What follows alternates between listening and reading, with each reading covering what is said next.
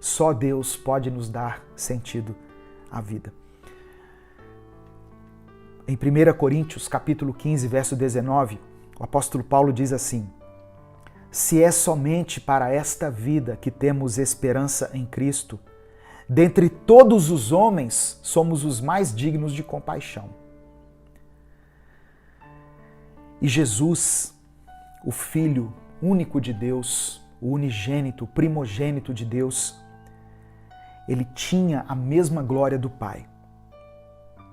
Ele estava habitando lá junto com Deus, mas ele abriu mão da sua glória e ele veio aqui à terra, ele se fez homem e ele entregou a sua vida como um sacrifício pelos nossos pecados, a fim de nos reconciliar com Deus, a fim de nos redimir de toda acusação de pecado que era contra nós. Jesus se fez pecado em nosso lugar, nos reconciliando com Deus para o louvor da sua glória. Qual é o sentido da vida? É agradar a Deus. O sentido da vida é ter um relacionamento íntimo com Deus. É exalar o bom perfume de Cristo. O sentido da vida é nos conscientizarmos de que somos pecadores e de que sem Jesus nós não teríamos livre acesso ao Pai. Mas agora em Cristo, pelo seu sacrifício, o véu do templo se rasgou e eu e você podemos entrar na presença de Deus. Isso é maravilhoso. Isso é melhor do que qualquer coisa. Podemos entrar na presença de Deus. Podemos ter a garantia de salvação. A garantia que ao partirmos daqui, nós vamos morar com Deus. Nós vamos nos encontrar com o Pai. E ali não haverá mais dor, nem sofrimento, nem lágrimas, não haverá mais pranto, porque o próprio Deus enxugará do nosso rosto todas as lágrimas. Aleluia! Louvado seja o nome do Senhor. Diante dessa palavra, eu quero convidar você a entregar a sua vida a Jesus, a consagrar a sua vida a Jesus, a declarar pela fé que Deus é o seu Pai, que em Cristo você se tornou filho de Deus, a entender que a sua vida pertence a Deus. Eu convido você que está sofrendo com tantas coisas nesse mundo. Eu recebo diariamente muitas mensagens de pessoas sofrendo com algum tipo de situação.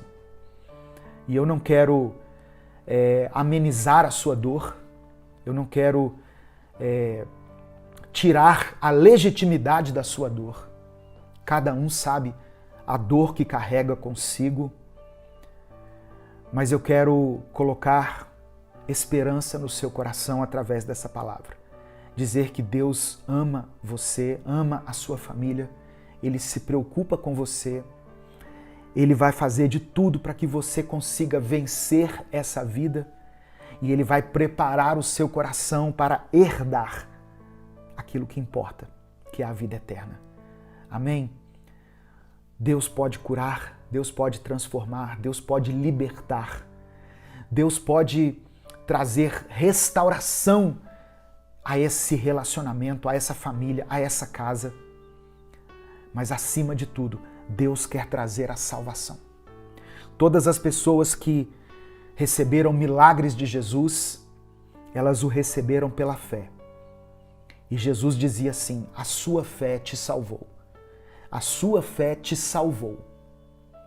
Acima da cura dessa enfermidade, dessa cegueira, dessa paralisia, Jesus, por onde Ele andou, Ele ministrou às pessoas a salvação.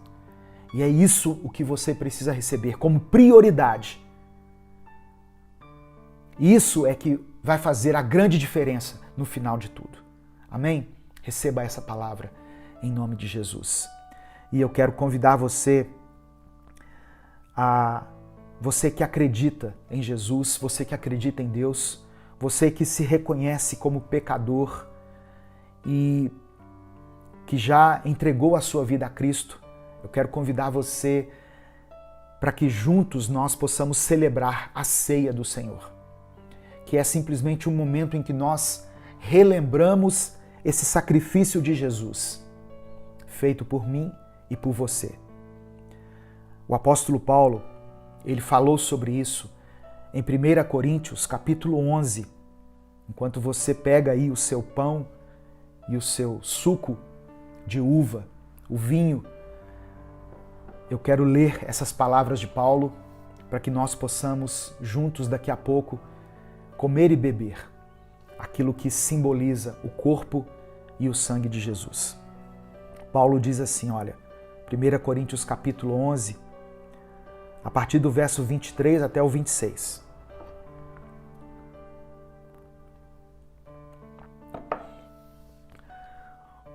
Pois recebi do Senhor o que também lhes entreguei, que o Senhor Jesus, na noite em que foi traído, tomou o pão. É interessante isso aqui, quando a gente lê o versículo 23, a gente se lembrar, é importante a gente se lembrar que Paulo não andou com Jesus enquanto Jesus esteve aqui cumprindo o seu ministério de 3 anos e meio. Paulo não foi um dos apóstolos. Paulo não esteve caminhando com Jesus, ele não viu os milagres, ele não viu de forma presencial os ensinamentos. Então, se alguém perguntasse para Paulo assim, mas quem foi que ensinou essas coisas para você? A resposta está aqui, ele diz assim, olha, eu recebi do Senhor. Eu não andei com os 12, mas eu recebi do Senhor, o que também eu entrego a vocês hoje. Que o Senhor Jesus, na noite em que foi traído, tomou o pão. Jesus pegou o pão, assim como eu estou pegando aqui, esse pedaço de pão. E tendo dado graças, partiu aquele pão e disse, isto é o meu corpo, que é dado em favor de vocês. Façam isto em memória de mim. Repartam esse pão para se lembrarem de mim. Da mesma forma, depois da ceia, ele tomou o cálice e disse, ele pegou o vinho e disse, este cálice é a nova aliança no meu sangue. Façam isso sempre que o beberem em memória de mim. Porque sempre que comerem deste pão e beberem deste cálice, vocês anunciam a morte do Senhor até que ele venha. Jesus, ele veio à terra, se fez homem, morreu por causa dos nossos pecados. E ele deixou essa ordenança aos seus discípulos. Quando vocês comerem e beberem juntos, lembrem-se de mim. Esse pão simboliza o meu corpo, que foi entregue por vocês.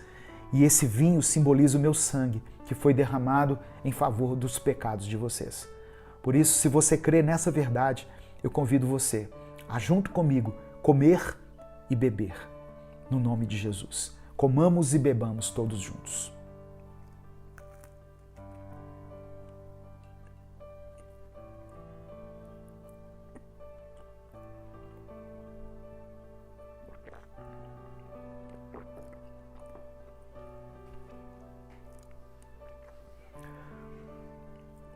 Eu quero orar nesse momento, agradecendo ao Senhor pela palavra, pelas respostas.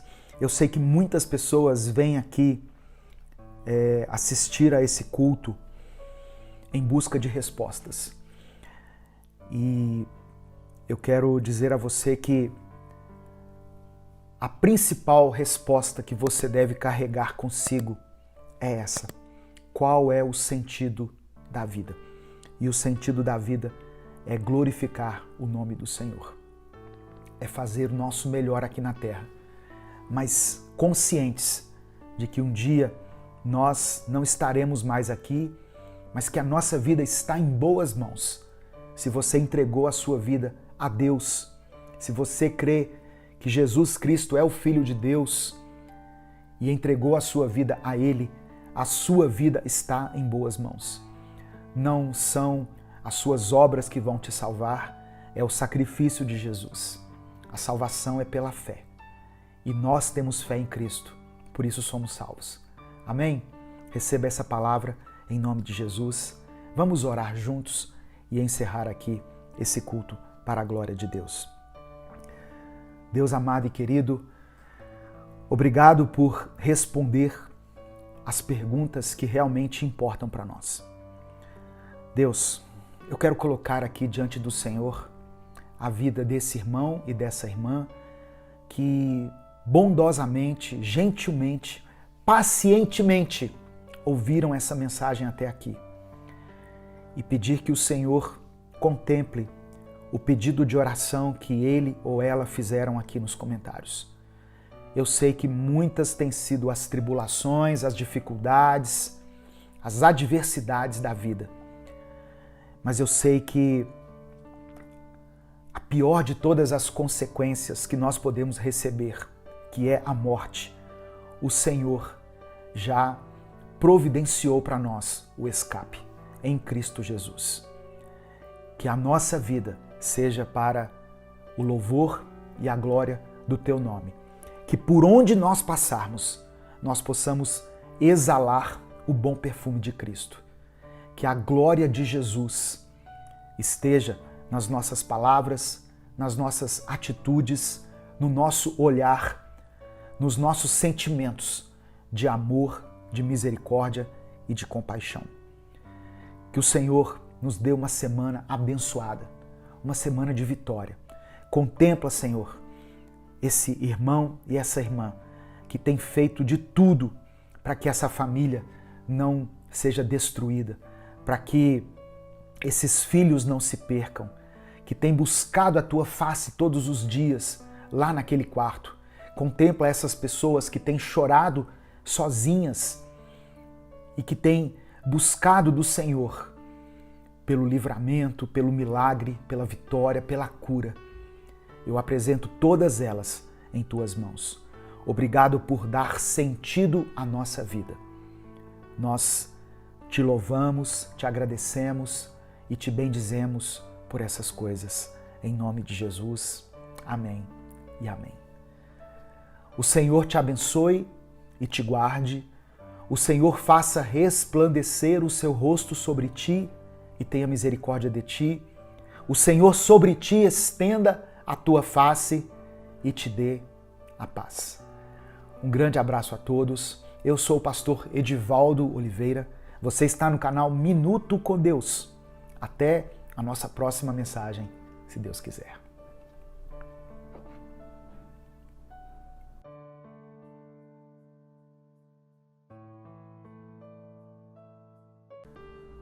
A paz do Senhor, meus irmãos. Quem fala aqui é o pastor Edivaldo Oliveira. Você está no canal Minuto com Deus. E eu convido você mais uma vez para fazer uma breve reflexão aqui na palavra de Deus e ao final dessa mensagem orarmos juntos, uns pelos outros. O tema dessa sequência de mensagens que eu tenho postado aqui é a reconstrução dos muros. Deus ministrou ao meu coração para explorar aqui alguns textos do livro de Neemias que fala sobre a restauração dos muros e eu vou refletir aqui em relação a algum aspecto da nossa vida que precisa ser restaurado. Por isso eu convido você a ouvir até o final essa mensagem e a colocar aqui nos comentários o seu pedido de oração. Escreva aqui o seu nome, o lugar de onde você está falando e o seu pedido de oração. Hoje, Deus colocou no meu coração de orar pela restauração do muro da fé. A fé é um pilar da vida cristã, que não pode ser desconsiderada. Então nós vamos clamar ao Senhor para que a nossa fé seja restaurada, que a nossa fé seja fortalecida. Escreva aí nos comentários: Senhor, restaura a minha fé. Senhor, restaura a minha fé. Eu quero ler com você uma passagem que está em Neemias capítulo 2. Neemias capítulo 2, eu vou ler do verso 17 ao verso 20. Neemias capítulo 2, de 17 a 20. Diz assim: Então eu lhes disse, vocês estão vendo a situação terrível em que estamos. Jerusalém está em ruínas e suas portas foram destruídas pelo fogo. Venham, vamos reconstruir o muro de Jerusalém, para que não fiquemos mais nessa situação humilhante. Também lhes contei como Deus tinha sido bondoso comigo e que o rei me tinha dito. E o que o rei me tinha dito? Eles responderam, sim, vamos recomeçar. Sim, vamos começar a reconstrução. Então, Neemias contou para o povo como Jerusalém estava destruída pelo fogo, como as portas foram destruídas, como os muros estavam arrasados, e ele disse, vamos começar a reconstrução. E o povo concordou com ele. Eles responderam, sim, vamos começar. Houve um momento ali de motivação, de encorajamento. Sabe quando você decide empreender algo? E a palavra diz assim, e se encorajaram para esse bom projeto. Então era um bom projeto, era algo que agradava a Deus, aquilo que eles se propuseram no coração em fazer. Só que no verso 19, presta atenção. Quando, porém, Sambalate, o horonita, Tobias, o oficial amonita, e Gesem, o árabe, souberam disso, zombaram de nós. Desprezaram-nos e perguntaram, o que é isso que vocês estão fazendo? Estão se rebelando contra o rei? Quando nós decidimos em nosso coração recomeçar, reconstruir, reaver algo que nós perdemos ao longo do tempo, Satanás, ele vai se levantar contra nós. O diabo é o inimigo da nossa alma. Só que diante dessa afronta desses três homens aqui, do Sambalate, Tobias e Gesem, que aqui representam a figura do diabo na vida de Neemias, olha a palavra que Neemias disse para eles. Versículo 20.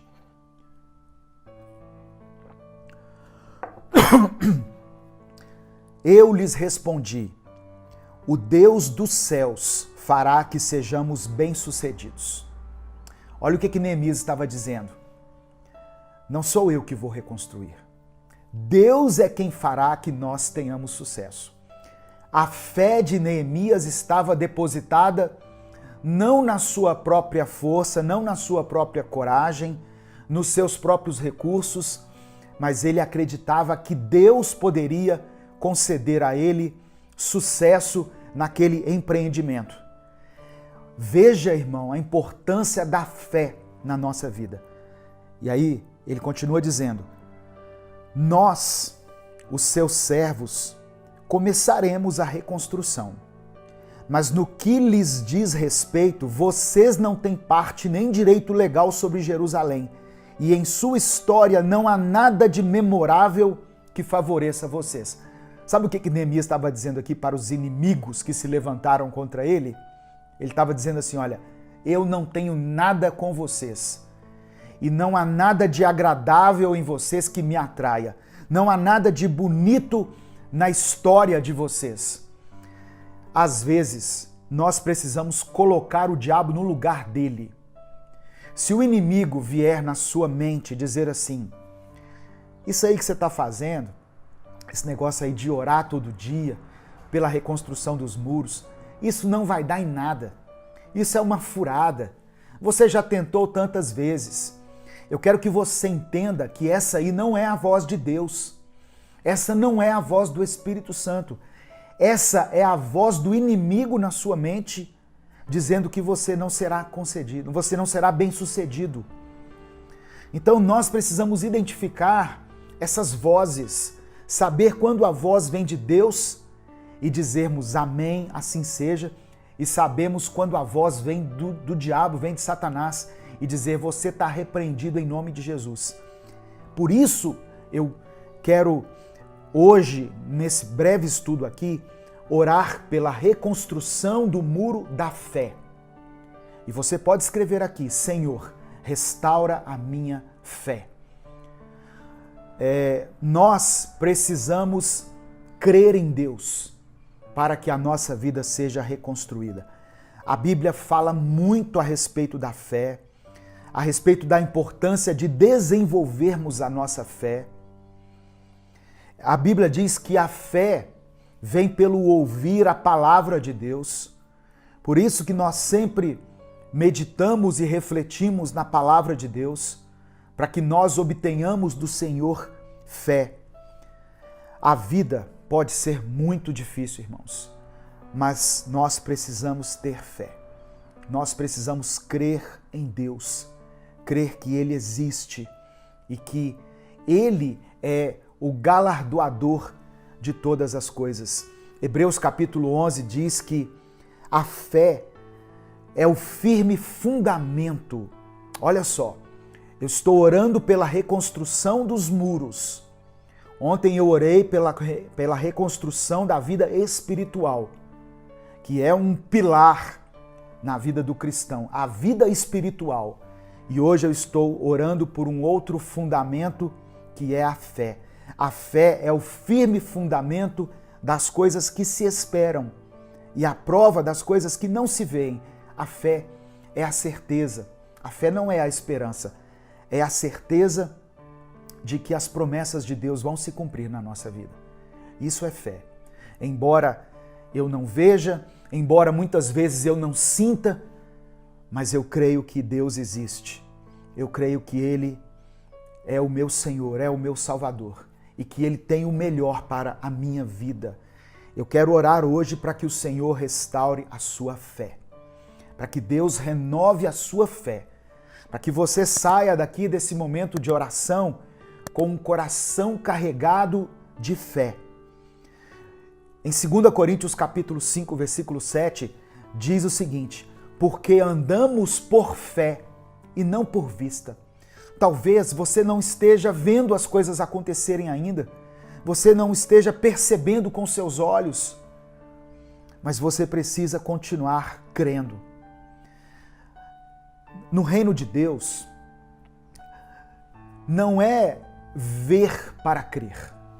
Muitas pessoas são assim. Não, eu preciso ver para eu acreditar. Se eu não ver, eu não acredito. Você já viu pessoas assim? Pois é, no reino de Deus é diferente. Com Deus é diferente. Você precisa crer para ver. Não é ver para crer. Mas quando você crer, você irá ver. Amém? Então, nós precisamos desenvolver, alimentar a nossa fé. Deus quer reconstruir esse muro que para muitas pessoas está derrubado, que é o muro da fé. E esse muro é reconstruído através da palavra. Romanos 10, 17. A fé vem pelo ouvir, e o ouvir pela palavra de Deus.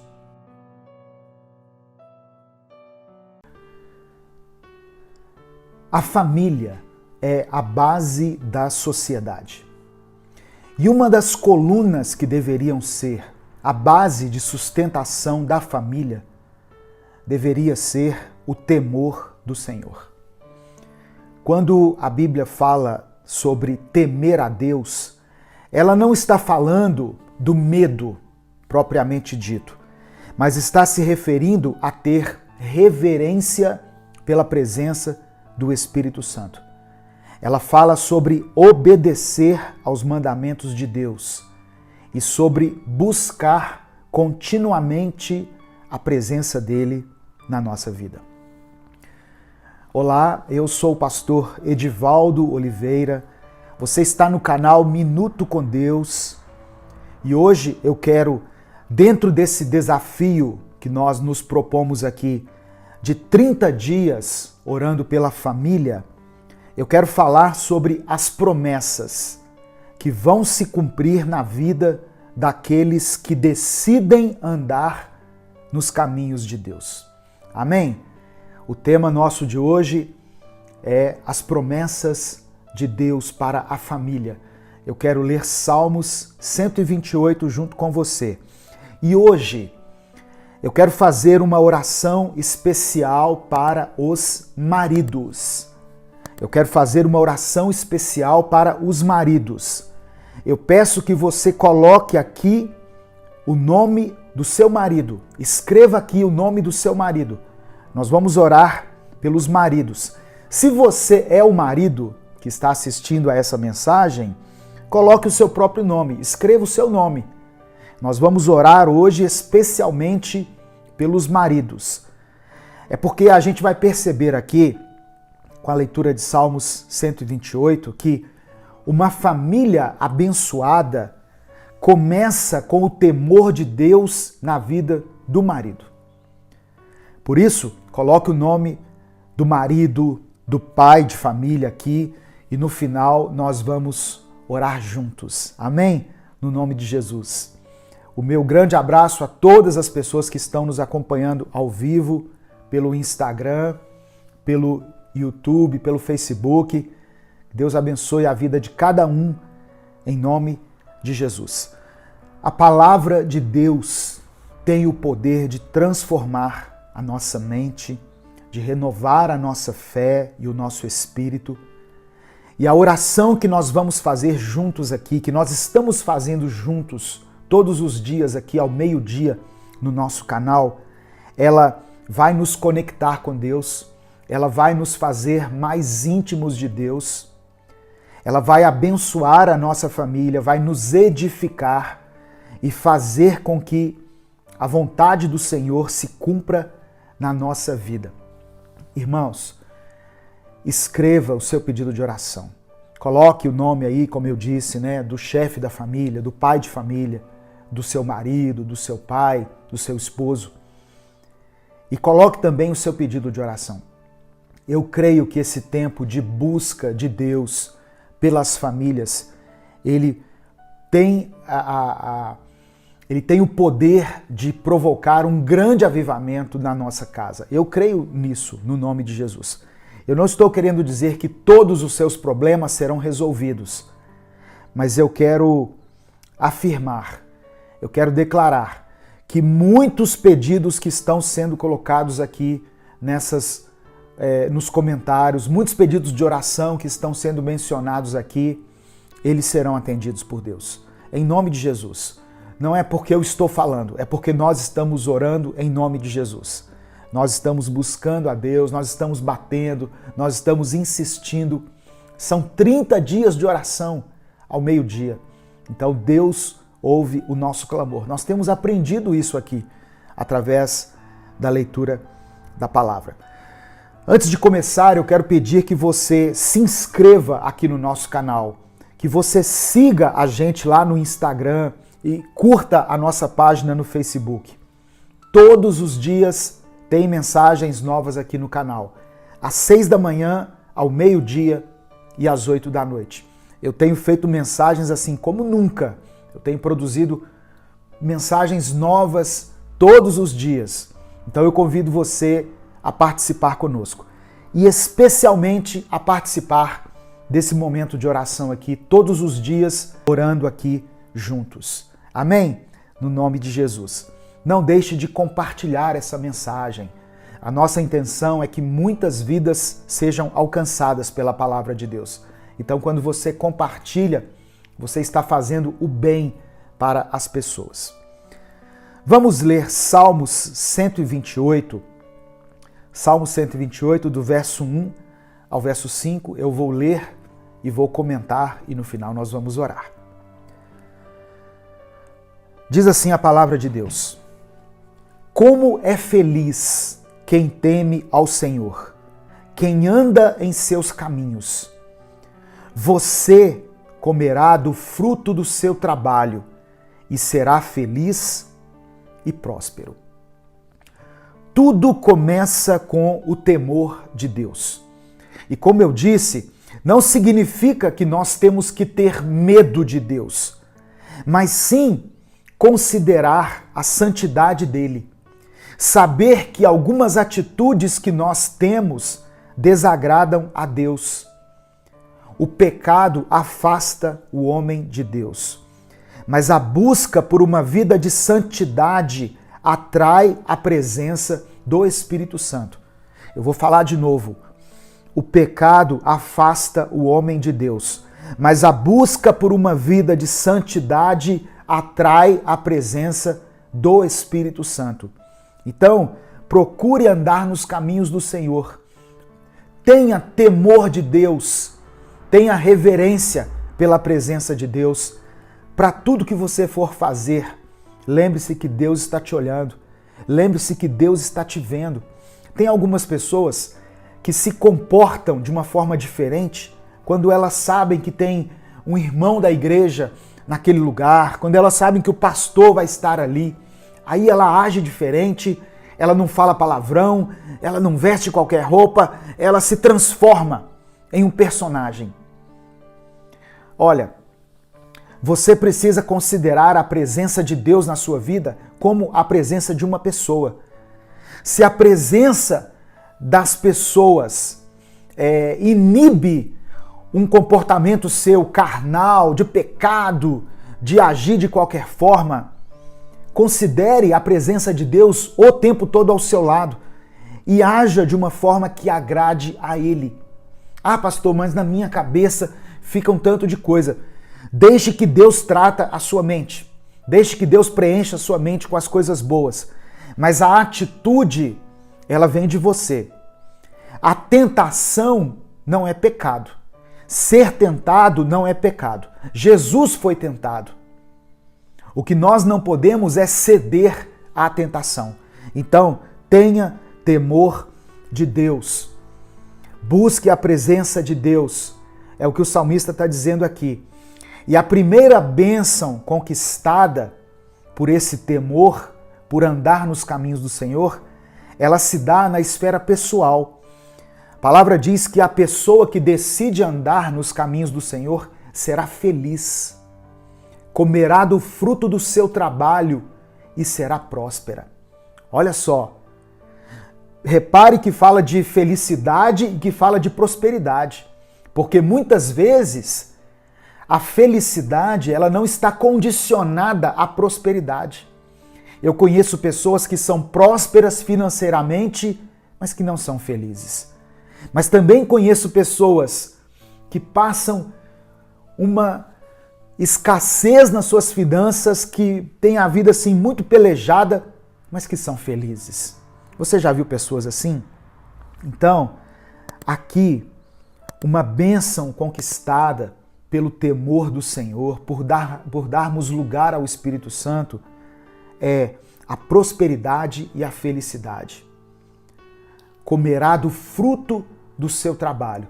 Você ganhará o suficiente para você comer, para você pagar as suas contas, os seus boletos. O justo, aquele que é justificado por Deus, que entregou a sua vida a Cristo e foi justificado por Deus, ele não mendigará o pão, ele terá o suficiente para viver. Amém? Receba essa promessa aí, em nome de Jesus. Outra coisa que fala aqui, a partir do verso 3, diz assim: sua mulher será como videira frutífera em sua casa. Seus filhos serão como brotos de oliveira ao redor da sua mesa. A seguir, o salmista estende essa bênção para a família. A felicidade e a prosperidade que começou com o homem temente a Deus também alcançará a sua esposa, fazendo com que ela se torne uma pessoa frutífera. E quando a Bíblia diz frutos, ela está falando de atitudes, de comportamento. Lembra que em Gálatas 5 menciona os frutos do Espírito? O comportamento gerado dentro da pessoa pelo Espírito Santo, a atitude gerada pelo Espírito Santo, a Bíblia chama de frutos. Então, aquele que teme ao Senhor será feliz, será próspero, comerá do fruto do seu trabalho e terá um cônjuge que dá frutos. Que frutos são esses, pastor? Alegria, paz, paciência, gentileza, bondade, fidelidade, mansidão, domínio próprio, são os frutos descritos lá em Gálatas 5. O temor de Deus é contagiante.